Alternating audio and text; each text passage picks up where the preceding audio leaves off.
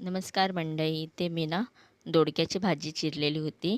भाजी तर बनवून घेतली, पण मी ऐकून होती की दोडक्याचं जे आपली साल असते ना, त्याची पण चटणी खूप छान होते. तर मी पहिल्यांदा ट्राय केलेलं आहे. तर मला तुमच्याबरोबर शेअर करू आणि ह्याची टेस्ट पण खूप छान झालेली. ते एकदा तुम्ही पण करून बघा.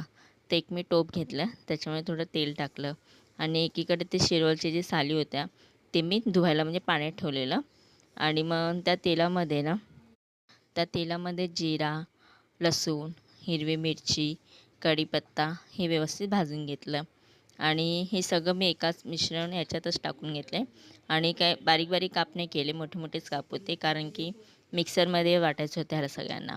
म्हणून टोमॅटो कापलेले, एका टोमॅटोचे फक्त 8च पीस केले आणि टोमॅटो छोटा टाकला कारण की त्याच्यात चिंच पण घालणार होते मी आणि कोथिंबीर आणि हे जे शिरोळ मी साली जे होते मी कापलेले ते पाण्यात ठेवलेले ते पण टाकून घेतले आणि मग कोथिंबीर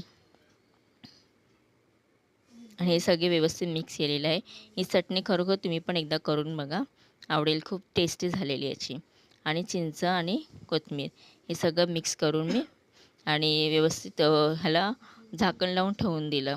कारण की कसंही शिजलं ना व्यवस्थित तर काही प्रॉब्लेम होत नाही. समजा शिरवळची साळी शिजला नाही आणि कच्चंच राहिलं तर मग पोट दुखतं वगैरे, म्हणून ते थोडं शिजून द्या. तर तुम्ही बघा आता की शिजून झाल्यावर त्याची कलर पण चेंज होतो आणि मग ते मी एका मिक्सरच्या भांड्यामध्ये काढलं थंड झाल्यावर.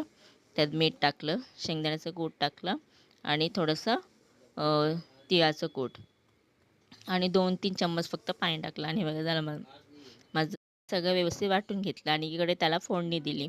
त्याच्यामध्ये लसूण, जिरा, मोहरी, थोडीशी उडदाची डाळ, चण्याची डाळ, कढीपत्ता आणि थोडीशी हळद हे सगळं टाकून तेलामध्ये ते व्यवस्थित मिक्स करून घेतली.